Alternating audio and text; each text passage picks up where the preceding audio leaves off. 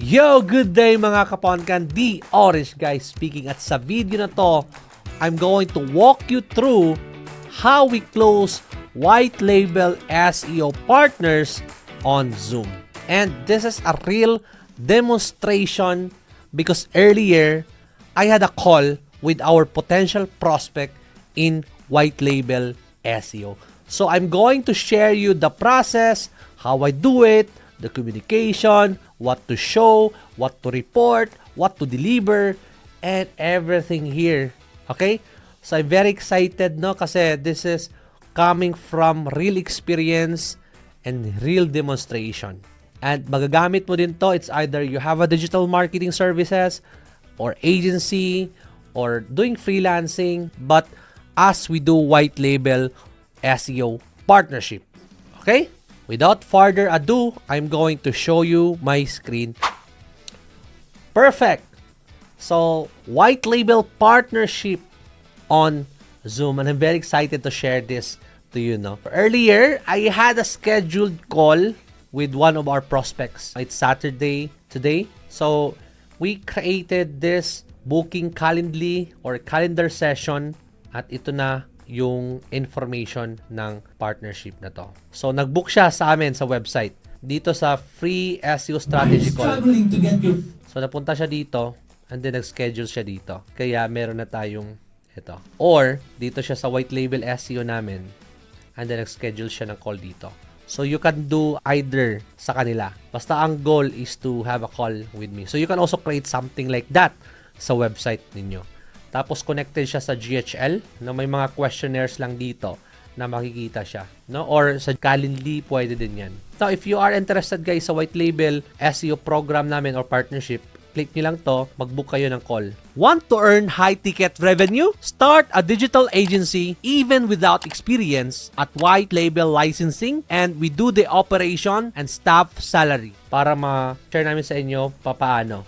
And also, if you want to make money or gagawa kayo ng sariling digital marketing agency or SEO agency like what I'm doing for a couple of years now, punta tayo dito sa whitelabellicensing.com. So, hindi lang siya SEO. Kasi kanina, kung gusto mong gumawa ng sarili mong SEO or let's say nasa game ka na, nasa laro ka na, nasa digital marketing ka na, tapos ito din yung difference. Nasa SEO ka na, gusto mong i-outsource sa amin yung clients mo, then ito, SEO siya. Na ito naman is different kasi let's say wala kang idea sa digital marketing, freelancer ka, and then gusto mong pasukin yung digital landscape. Yung digital landscape, gusto mo siyang pasukin, gawin mo siyang business, or para siyang tinatawag naming franchising, kaya siya nagiging white label partnership program. Any services, digital marketing, SEO, or anything na nasa digital marketing, schedule ng call dito para ma-explain ko sa iyo kung paano ka makagawa ng sarili mong digital agency with our help. I-guide po namin kayo. So, whitelabellicensing.com, yan yung URL. Now, going back here, so dito, ayan, yan yung info na finilapan niya. So, hindi ko na ipapakita yung pangalan nila kasi dalawa sila. They are partners.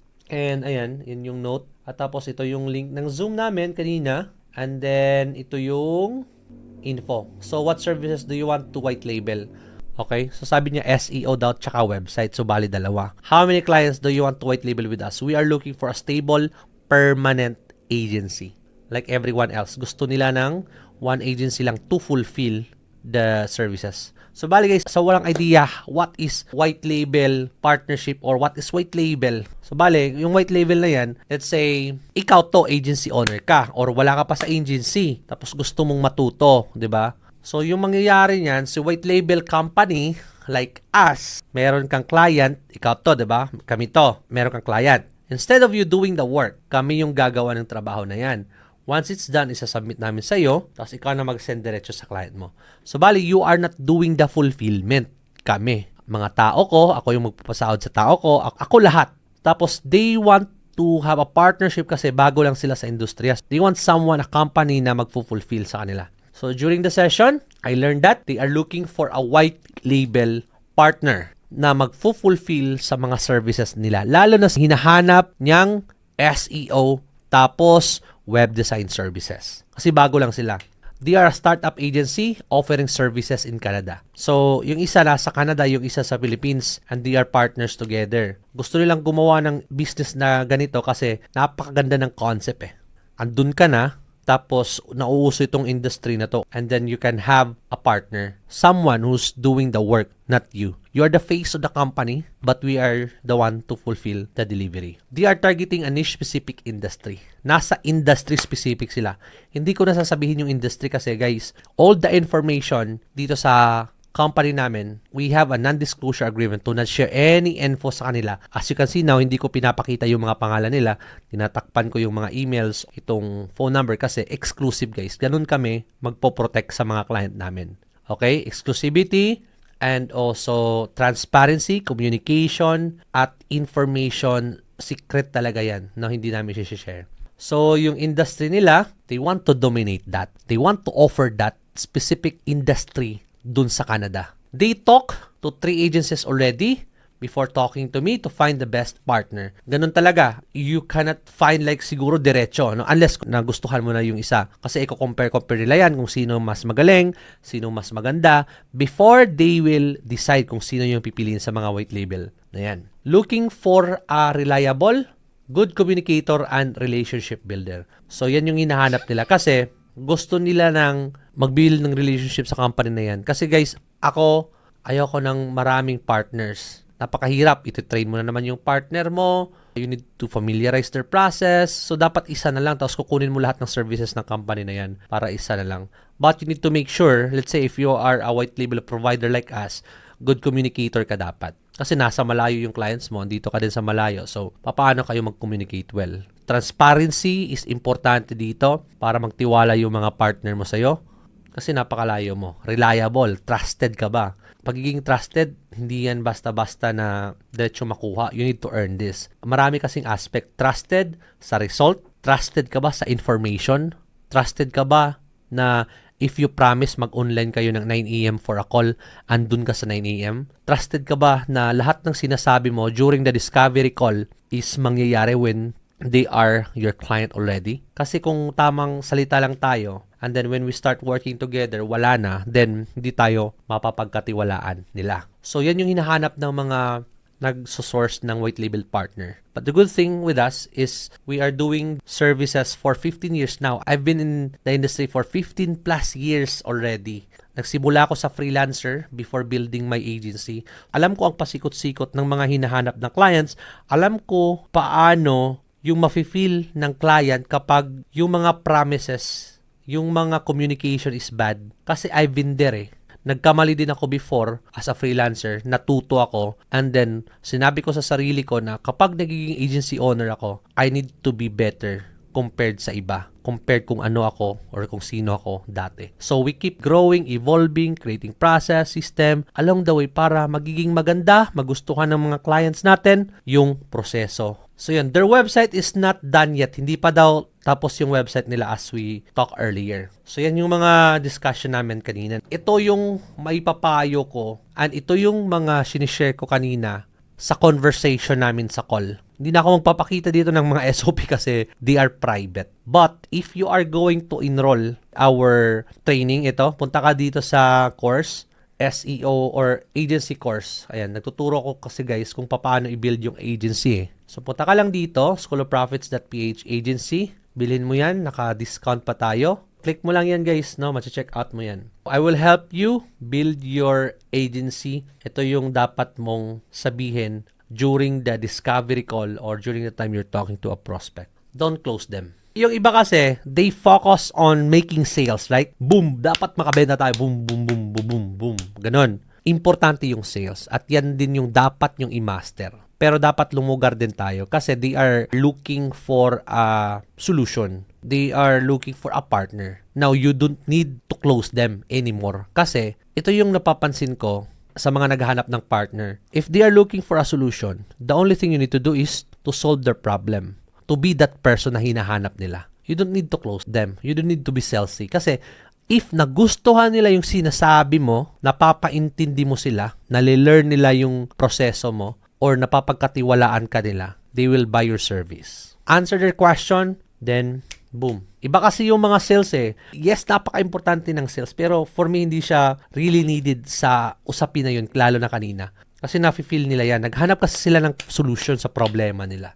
Unless, if you're doing advertisement, Facebook ads, papakita yung ads, they fill up the form, dyan, pwede mo siyang i-appointment, ask mo yung mga questions, etc. Tapos schedule ka ng different call to discuss the proposal. Doon mo sila i-close talaga. But dito, napaka-completely different. When you are helping people, they will decide to hire you. Just help them. Kasi guys, kung mafe-feel nila na magaling ka, trusted ka naman, they will hire you.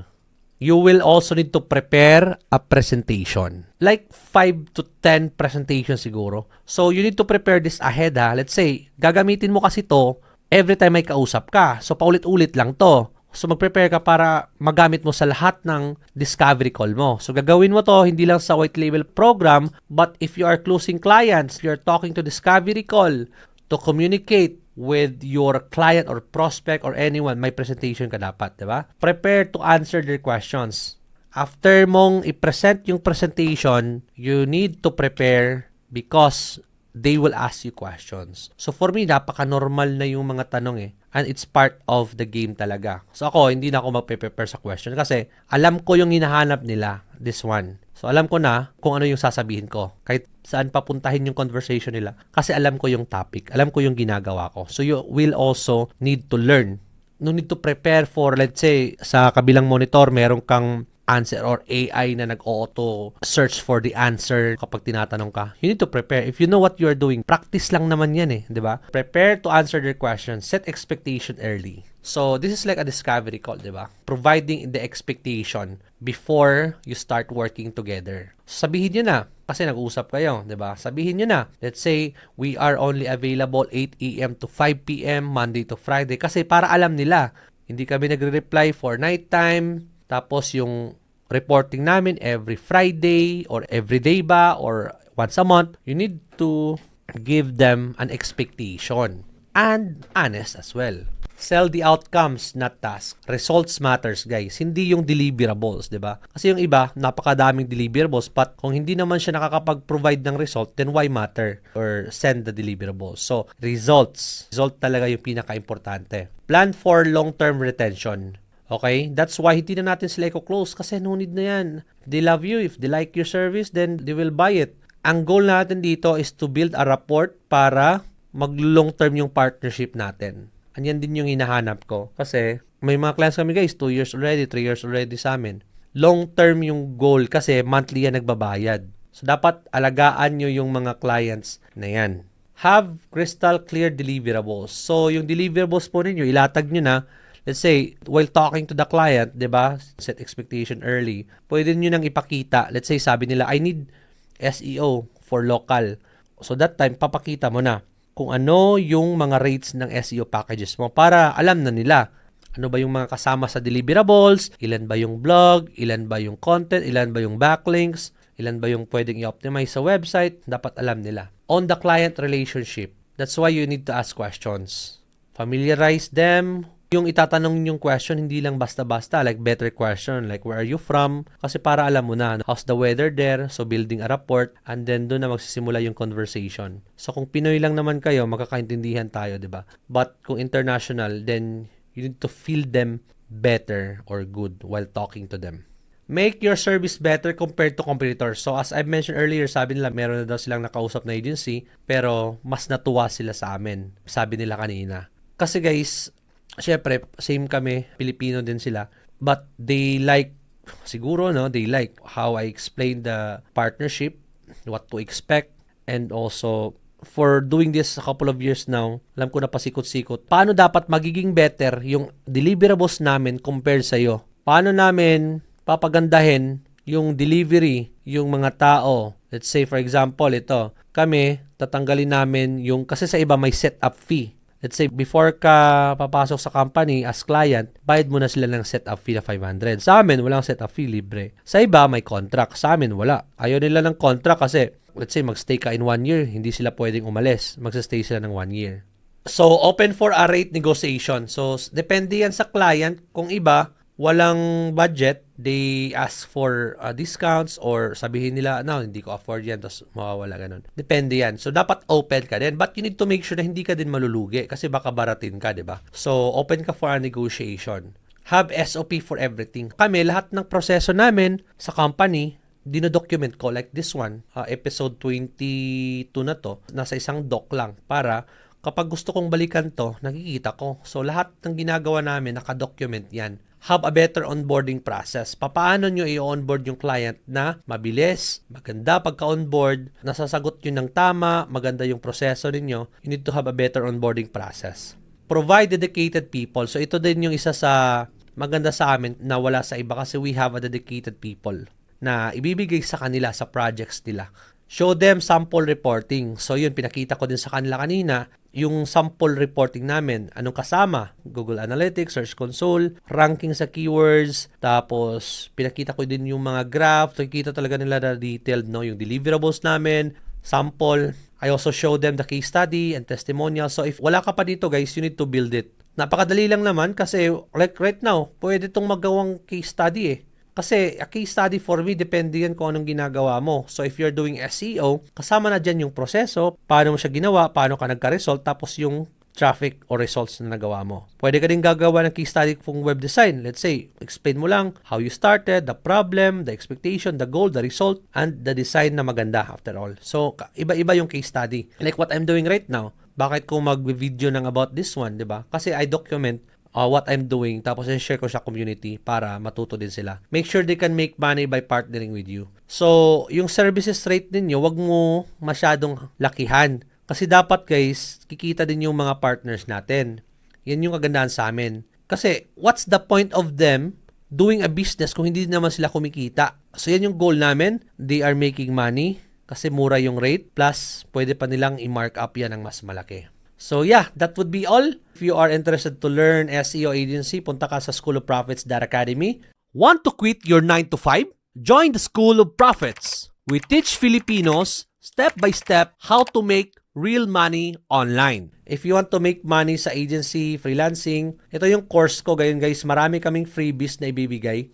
Dito punta lang kayo sa schoolofprofits.ph. May 3 course doon, agency, freelancing, or SEO. If you want to invest in yourself, in your business, it's like franchising kasi. So, ititrain kita paano i-build yung sarili mong business. Like yung ginawa ko sa amin. Make money or affiliate marketing, kahit wala kang service or product, pwede. Ito din yung coaching, one-on-one coaching siya guys, sa SEO. Magkaiba to kasi recorded to. Yan naman is one-on-one coaching live. Ito, if you have a business or a brand na gusto mong mag-increase ng sales or traffic, punta ka dito, bili ka ng mga service doon. So yeah, that would be all muna for now and I hope to see you guys sa next videos. Ingat!